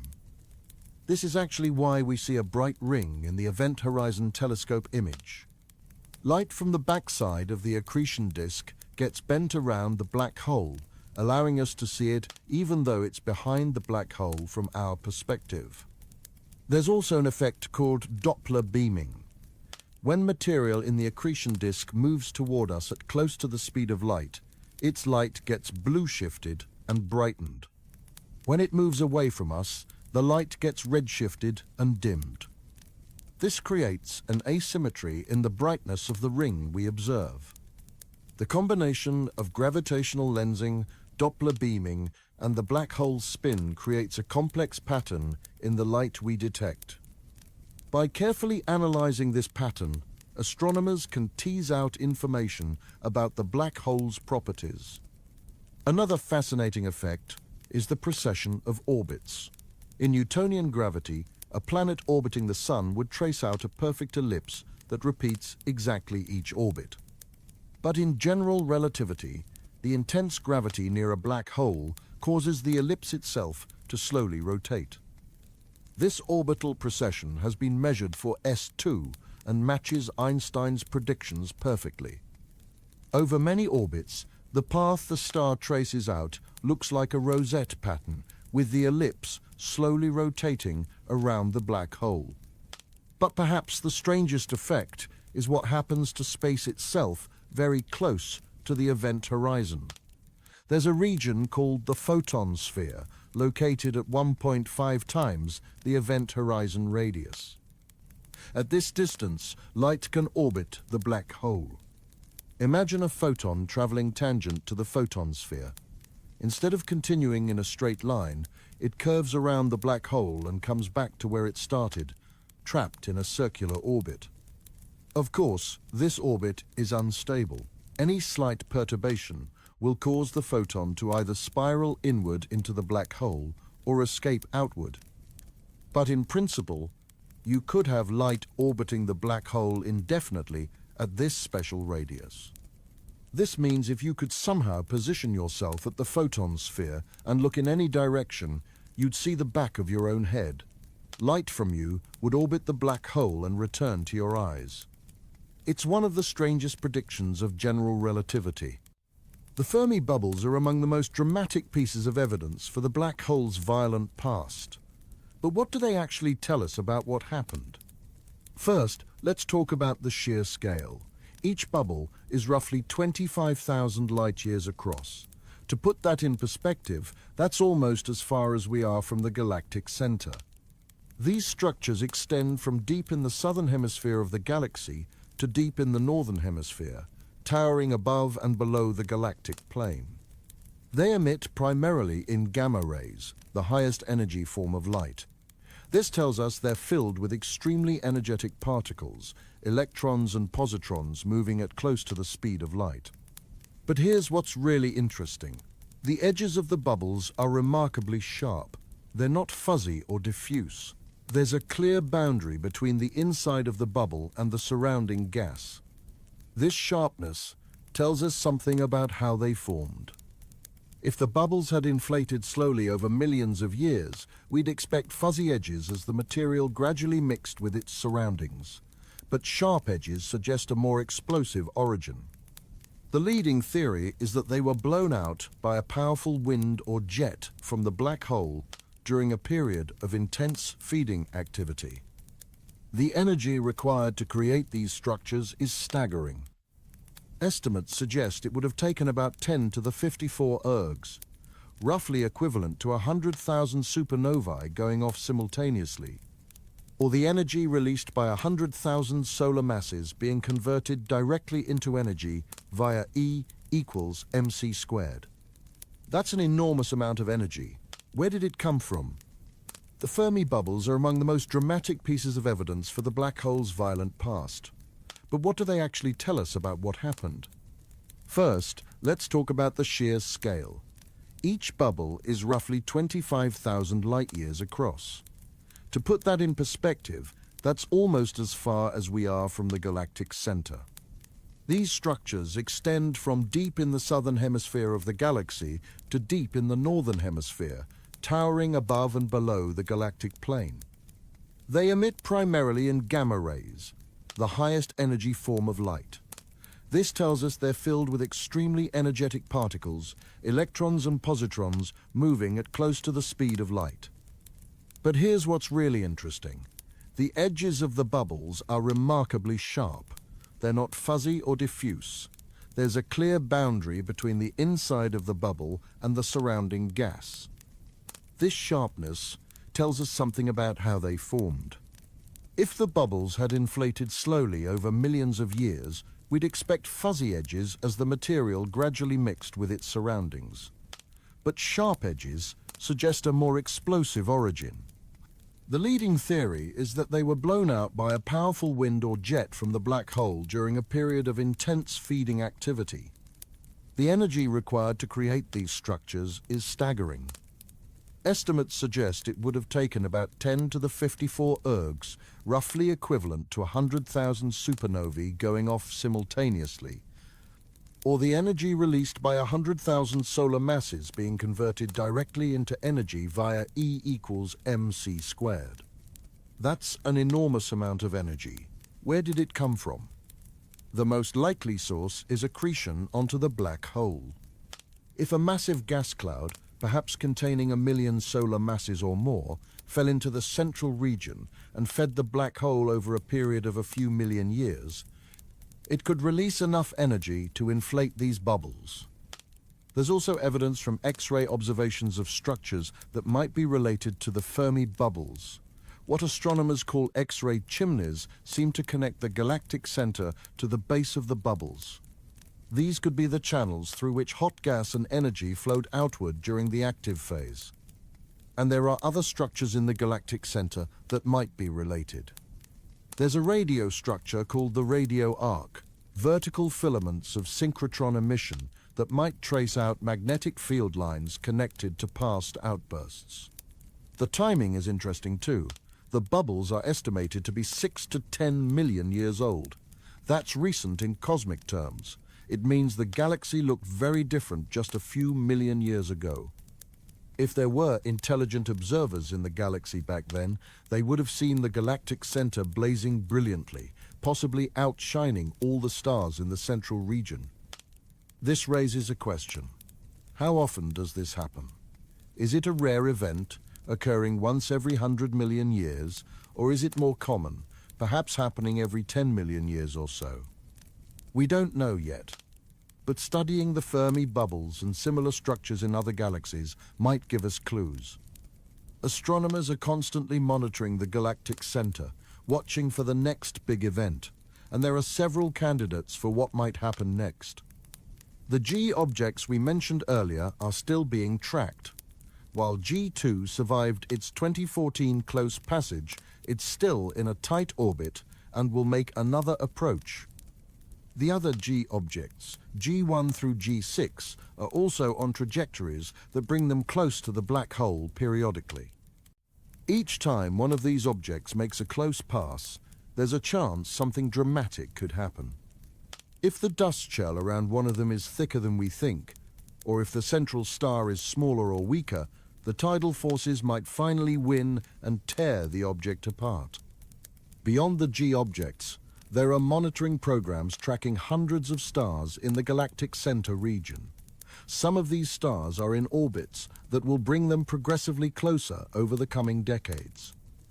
Others might have close encounters with each other that perturb their orbits dramatically. There's also the possibility of a gas cloud wandering in from farther out. The galactic center isn't a static environment. Gas is constantly flowing through the region, blown by stellar winds, compressed by supernova shock waves, and pulled by the black hole's gravity. Every now and then, a dense clump might find its way to the inner region. If it's massive enough and comes in at the right angle, it could provide a substantial meal for the black hole, triggering an outburst that would make the galactic center dramatically brighter for months or even years. The waiting game is part of what makes studying the galactic center so interesting. We know dramatic events happen, the Fermi bubbles prove that, but we don't know when the next one will occur. It could be tomorrow. It could be 1,000 years from now. But when it happens, we'll be watching. Modern telescopes are constantly monitoring the galactic center in multiple wavelengths. If there's a brightening, if there's a change, instruments around the world will detect it within hours. The region around the black hole is one of the strangest environments in the galaxy. It's incredibly crowded, with stars packed so closely together that interactions between them are common. In our neighborhood of the galaxy, stars are separated by light years. The nearest star to the Sun is over 4 light years away. Close encounters between stars are extremely rare. But in the central light year of the galaxy, there are millions of stars. The density is about 1 million times higher than in our solar neighborhood. Stars pass within light days or even light hours of each other regularly. This creates a very dynamic environment. Gravitational interactions between stars are frequent. Some stars get flung outward at high speeds, becoming what astronomers call hypervelocity stars. These are stars moving so fast that they're escaping the galaxy entirely. Other stars have their orbits dramatically altered. A star in a relatively safe orbit might have a close encounter with another star and get perturbed into an orbit that brings it much closer to the black hole. The galactic center is also home to some of the most massive stars known. There's a cluster of very young, very massive stars within a few light years of the black hole. Some weigh more than 100 times the mass of the Sun. These stars are puzzling because they shouldn't be there. The tidal forces near the black hole should prevent star formation in this region. So how did these massive stars get there? One theory is that they formed farther out and then migrated inward through gravitational interactions. Another suggests they formed in a massive disk of gas that temporarily existed around the black hole millions of years ago.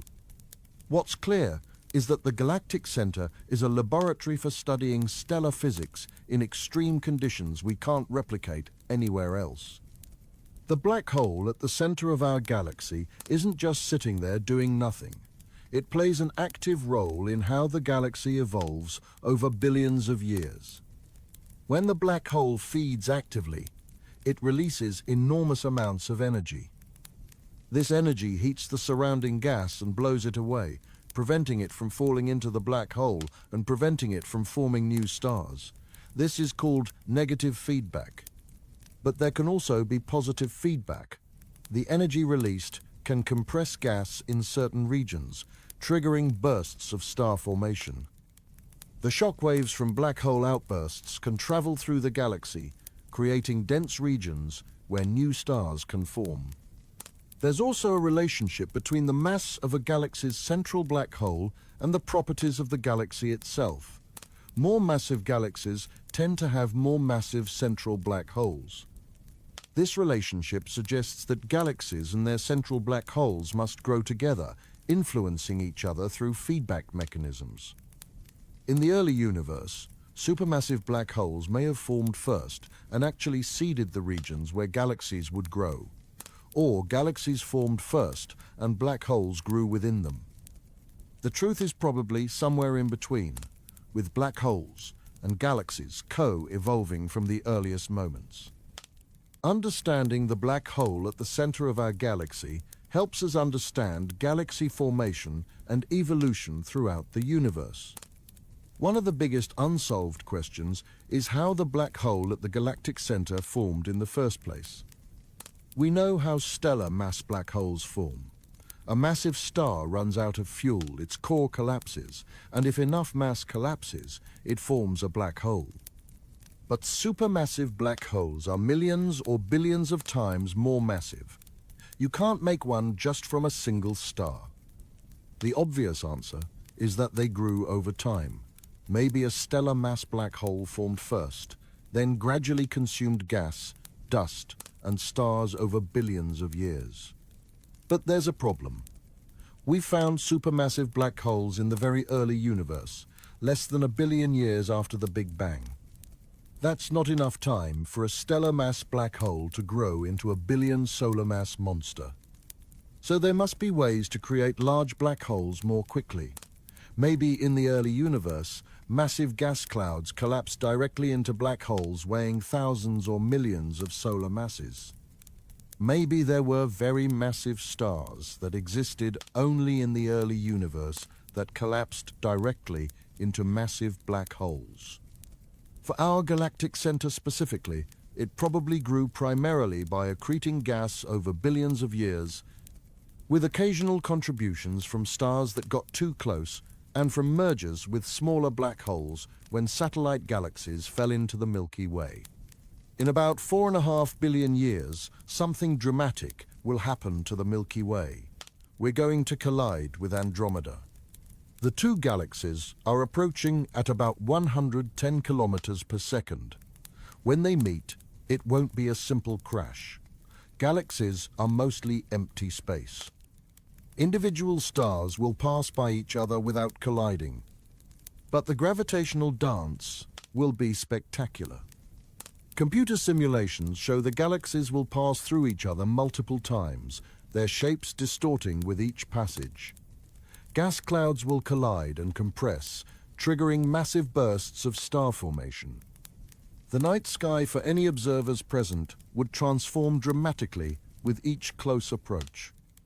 Both galaxies have supermassive black holes at their centers. Andromeda's is much more massive than ours, perhaps 100 to 200 million solar masses. When the galaxies merge, these black holes will eventually find each other. Here's where it gets interesting. Two supermassive black holes don't just immediately merge. First, they sink toward the center of the combined galaxy through a process called dynamical friction. As each black hole moves through the sea of stars, gravitational interactions with those stars slow it down, causing it to lose orbital energy and spiral inward. This process takes millions of years. During this time, the two black holes are orbiting each other at large distances, perhaps light years apart. As they get closer, they start to interact more directly.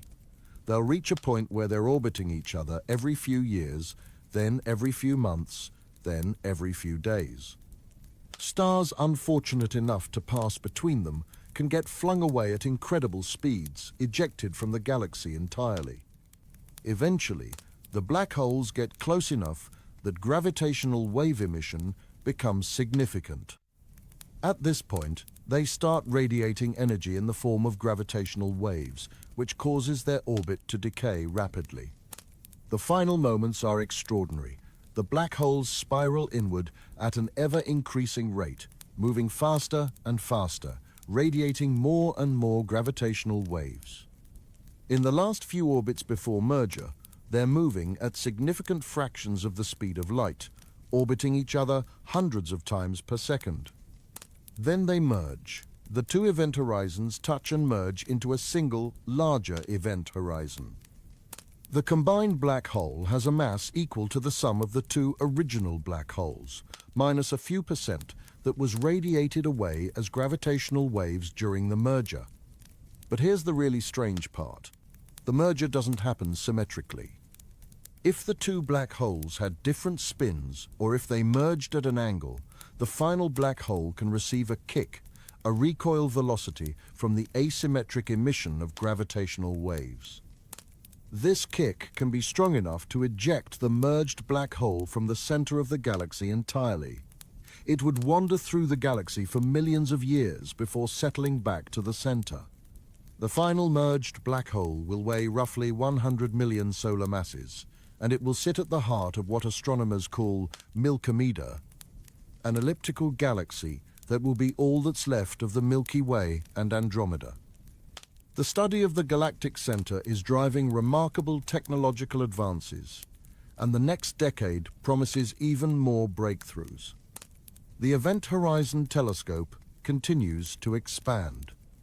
New telescopes are being added to the network, including facilities in Greenland, France, and Arizona that became operational in 2023 and 2024.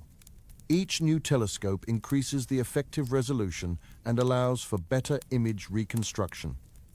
But more importantly, the network is now capable of observing at multiple frequencies simultaneously. The original Sagittarius A image was made at 1.3 millimeters wavelength. Now they're adding observations at shorter wavelengths, which penetrate closer to the event horizon and reveal finer details. By 2026, the collaboration hopes to produce the first movies of material orbiting the black hole. Instead of a single static image, we'll see how bright spots in the accretion disk move and evolve over hours. This will directly show us the dynamics of material spiraling inward. There are also proposals for space-based very long baseline interferometry. Imagine Event Horizon Telescope, but with one or more telescopes in orbit. This would dramatically increase the baseline and allow for even higher resolution imaging. Such a mission could potentially resolve details smaller than the event horizon itself. On the X-ray front, several missions are planned or proposed. The European Space Agency's Athena mission, scheduled for the early 2030s, will have sensitivity far exceeding current X-ray telescopes. It will be able to detect much fainter flares and study the hot gas around the black hole in unprecedented detail.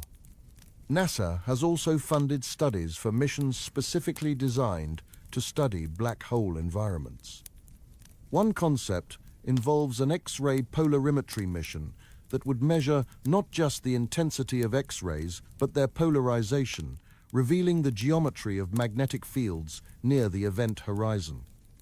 For gravitational wave detection, the LISA mission remains the best hope for detecting waves from supermassive black hole mergers. While it won't detect waves from our black hole in its current quiet state, it could detect a merger if our black hole were to consume an intermediate mass black hole. LISA is scheduled for launch in the mid-2030s. There are also ground-based initiatives. The Next Generation Event Horizon Telescope, sometimes called NGEHT, is being designed to have 10 times the sensitivity and angular resolution of the current array. This would allow it to image fainter sources and resolve structures that are currently invisible. And then there's artificial intelligence. Machine learning algorithms are being developed to analyze the enormous datasets from these telescopes. Traditional analysis methods struggle with the sheer volume of data and the complexity of the signals. AI can identify patterns and extract information that would be impossible for humans to find manually. One particularly exciting application is using AI to predict when the black hole might flare. By analyzing years of monitoring data, algorithms might be able to identify subtle precursors that indicate a brightening event is about to occur.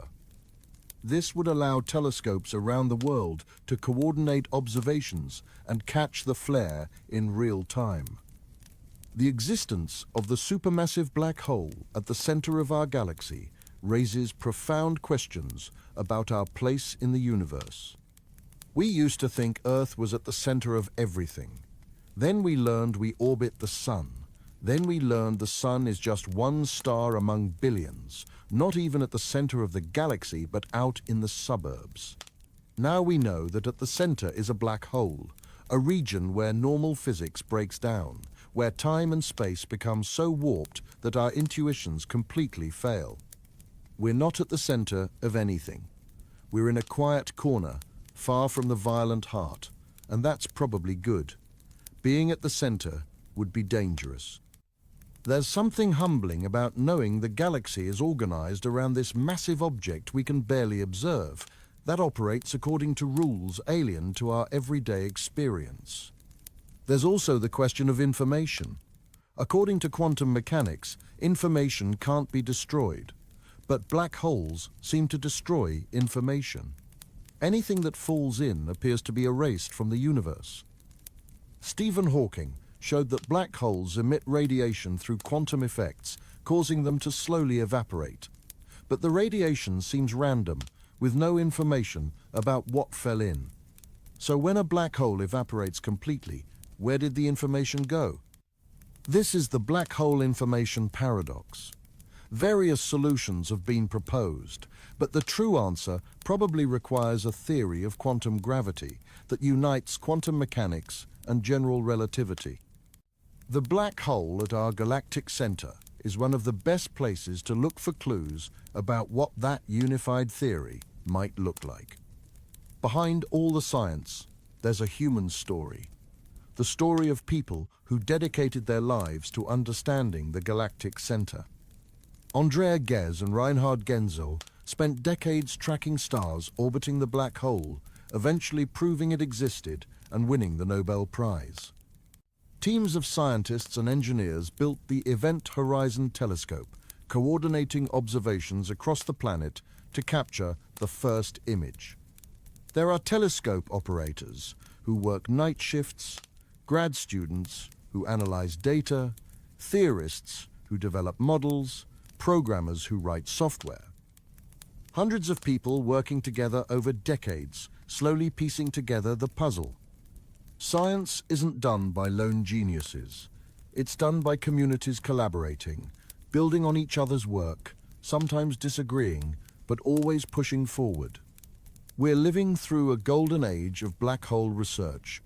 Things that were pure theory 50 years ago are now being observed directly. Questions that seemed unanswerable are being answered. Every answer raises new questions. Every observation reveals new mysteries. The black hole at the center of our galaxy is a window into the most extreme physics in the universe, a laboratory for testing our theories, a clue to how galaxies form. It's been there for billions of years. It will be there for billions more. Long after our sun dies, the black hole will still be there, patiently waiting, occasionally flaring when something falls too close. It's the dark heart of the Milky Way, the secret at the center, the anchor around which everything revolves. So what are the biggest secrets of the Milky Way's dark heart? What have we learned, and what remains mysterious? We've learned that there's a supermassive black hole with 4 million times the mass of the Sun sitting at the center of our galaxy. We've learned that it's relatively quiet right now, but was probably more active in the past. We've learned that the extreme conditions near it let us test general relativity in ways we can't do anywhere else, and so far, Einstein's theory passes every test. We've learned that black holes aren't just oddities. They're fundamental components of galaxies, shaping galactic evolution through their feedback on star formation and their role in organizing the central regions of galaxies. But mysteries remain. How did supermassive black holes form in the first place? How fast is our galactic center spinning? And what does that tell us about its history? What happens inside the event horizon? How is information preserved when something falls into a black hole? These questions touch on the deepest problems in physics. They require us to understand how quantum mechanics and gravity work together, something we don't fully understand yet. The black hole at the center of our galaxy is more than just an astronomical object. It's a window into the fundamental nature of reality. Every observation we make, every detail we uncover, brings us a little closer to answering questions humans have been asking for thousands of years. What is the universe made of? How does it work? What are the limits of knowledge? The dark heart of the Milky Way holds secrets about space, time, gravity, and the ultimate fate of matter. We've come so far in understanding it, but there's still so far to go. We've mapped the orbits of stars around it with incredible precision. We've detected the bending of light and the slowing of time near it. We've imaged its shadow and confirmed it matches our theories. But we still can't see inside. We still don't know exactly what happens at the singularity. We still don't understand how it formed or how it will evolve over the next billions of years. And that's okay. That's what makes science exciting. There's always more to discover, always deeper questions to ask, always new mysteries waiting. The galactic center has taught us humility. It's shown us that the universe is stranger than we imagined, that our theories, as good as they are, still have limits, that there are phenomena so extreme that they push our understanding to the breaking point. But it's also taught us that we can understand things that seem impossible. 20 years ago, people thought we'd never be able to image a black hole. The resolution required seemed impossible to achieve. But we did it. We found a way. 50 years ago, people thought we'd never detect gravitational waves. The signals seemed too weak, the noise too strong. But we did it. We built detectors sensitive enough to measure distortions smaller than a proton. 100 years ago, people didn't even know black holes could exist. They were just strange solutions to Einstein's equations that most people assumed were mathematical curiosities, not real objects.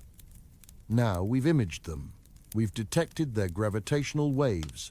We've measured their effects on surrounding stars and gas. We've proven they're not only real but common, sitting at the centers of most large galaxies. That's the power of science. That's what happens when you combine human curiosity with clever technology and careful observation. Things that seem impossible become possible. Questions that seem unanswerable get answered. And the black hole at the center of our galaxy, that 4 million solar mass monster hiding behind dust and gas 26,000 light-years away, has been one of the greatest challenges and one of the greatest triumphs of modern astronomy. In the short term, we're going to get better observations. The Event Horizon Telescope is continuously improving, adding more telescopes and increasing sensitivity. Within the next few years, we should have movies of the gas orbiting the black hole, showing how it changes over hours to days. We'll be able to watch bright spots in the accretion disk complete orbits in just minutes.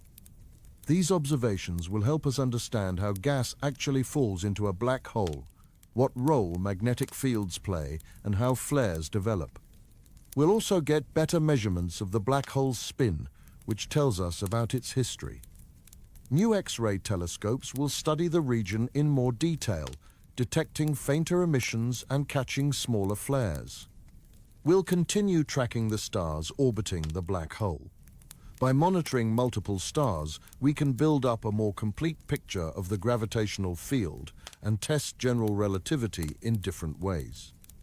Future space-based gravitational wave detectors might detect waves from the galactic center, giving us a completely new way to study it. In the longer term, some scientists have even proposed sending a probe to the galactic center. It would take thousands of years with current technology, but it's not impossible. Such a probe could make measurements impossible from Earth, studying the environment up close. Things that seem impossible have a way of becoming possible given enough time and ingenuity.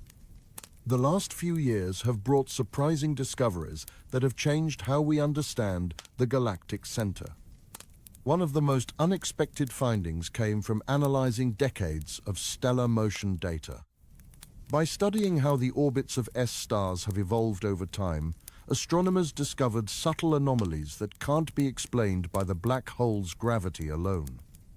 Some of these anomalies might be caused by an extended mass distribution around the black hole, perhaps a dense cluster of stellar remnants, or even intermediate mass black holes too faint to detect directly.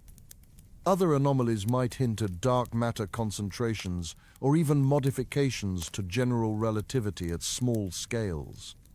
Another breakthrough involves understanding the magnetic field structure. The polarization observations from the Event Horizon Telescope revealed that magnetic fields near the black hole are surprisingly organized and strong. They're not chaotic tangles, but show clear, large-scale structure. This has implications for how energy is extracted from the black hole and how jets might form. Strong, organized magnetic fields can tap into the black hole's rotational energy through processes we're only beginning to understand. There have also been discoveries about the stellar population near the galactic center. New infrared surveys have identified populations of stars we didn't know existed, including very old stars mixed with the young massive stars we already knew about. This is puzzling because old stars shouldn't be there. They should have been flung away by gravitational interactions long ago. Their presence suggests the galactic center's history is more complex than we thought. Perhaps there were multiple episodes of star formation. Perhaps the central region was more stable in the past than it is now. Or perhaps these old stars were captured from globular clusters that wandered too close and were tidally disrupted. We're also learning about the distribution of dark matter near the galactic center. Theory predicts that dark matter should be concentrated into a dense spike near supermassive black holes. If this spike exists, it might be detectable through its gravitational effects on orbiting stars or through annihilation signals if dark matter particles can destroy each other. Several groups are searching for these signatures, and while nothing definitive has been found yet, the constraints are tightening. Within the next decade, we might either detect this dark matter spike or rule out certain dark matter models. Another area of active research involves the interaction between the black hole and its surrounding environment on larger scales. How does activity at the galactic center affect star formation hundreds or thousands of light years away? How do winds and jets from the black hole interact with the galactic magnetic field? These questions connect the black hole to the larger story of galactic evolution. The answers will help us understand not just our own galaxy, but galaxies throughout the universe. The black hole at the center of our galaxy isn't just important for understanding the Milky Way. It's important for understanding the universe as a whole. Supermassive black holes are common. Most large galaxies have them. That means there are hundreds of billions in the observable universe. Each one is a laboratory for extreme physics, testing the same laws of nature. By studying our galactic center, we're learning about how galaxies form and evolve, how black holes grow, how they interact with their environment, and how they influence star formation. Black holes, despite being tiny compared to galaxies, play an outsized role in cosmic evolution. They regulate galaxy growth, enrich gas with heavy elements, and create powerful winds that can affect entire galaxy clusters. There's also the connection to fundamental physics. Black holes are where quantum mechanics and general relativity come together, where both theories are important and neither can be ignored. Currently, these theories don't work well together. They're based on different principles and make different predictions about extreme conditions. Resolving this, creating a theory of quantum gravity, is one of the great challenges of our time. The black hole at our galactic center is one of the best places to look for clues. Every observation helps constrain the possibilities and guide theorists toward the right answer. We're living in an exciting time for astronomy. Technologies that seemed impossible a generation ago are now routine. The black hole at the center of our galaxy, once just theoretical, is now a confirmed reality we've imaged and studied. But the story isn't over. Every answer raises new questions. What is the black hole doing right now? What will it do in the future? How has it shaped our galaxy over billions of years? These questions will keep astronomers busy for decades. There's something profound about knowing this monster exists at our galaxy's heart. Something humbling about realizing that everything we see is part of a system organized around this invisible center. We orbit not just the sun, but ultimately the galactic center. The sun takes 225 million years to complete one orbit. Since dinosaurs walked the Earth, we've completed less than 1/3 of one orbit. The galaxy moves on timescales that dwarf human history. Empires rise and fall, species evolve and go extinct, continents drift, and the galaxy barely notices. It just keeps rotating, carrying us along. For all our knowledge, the galaxy remains mysterious. We don't know what dark matter is. We don't know if we're alone. We don't fully understand how galaxies form. We don't know what the far future holds. These unknowns aren't failures.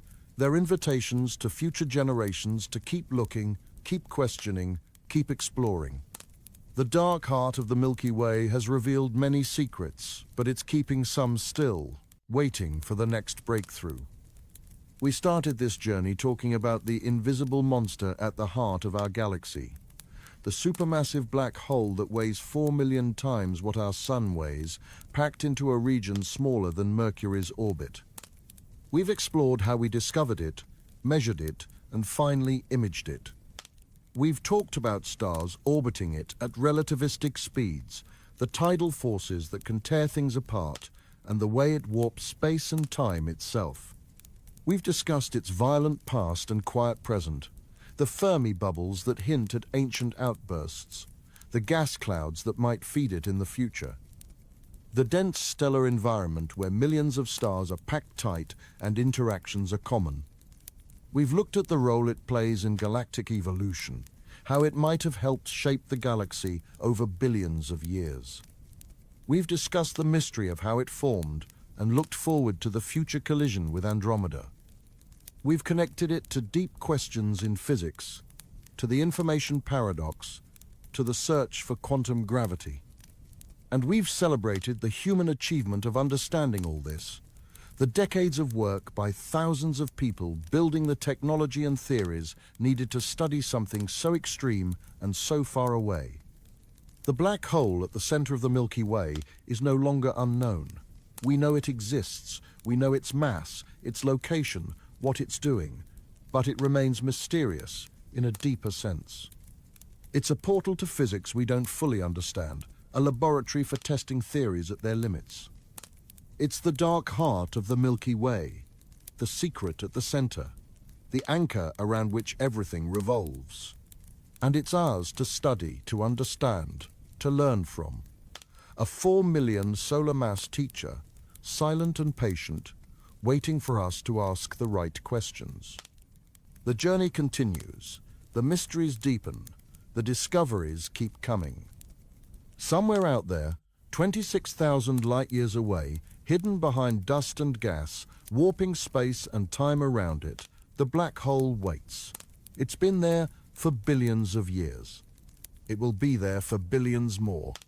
And for as long as we're curious, for as long as we ask questions about the universe, we'll keep studying it, keep learning from it, keep pushing to understand the secrets it holds. That's the story of the dark heart of the Milky Way.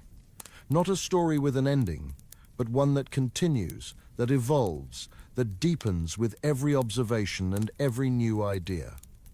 It's a story of human curiosity meeting cosmic mystery, of technology and theory revealing what seemed impossible to know. It's a story of a black hole and a species that dares to study it, and it's far from over.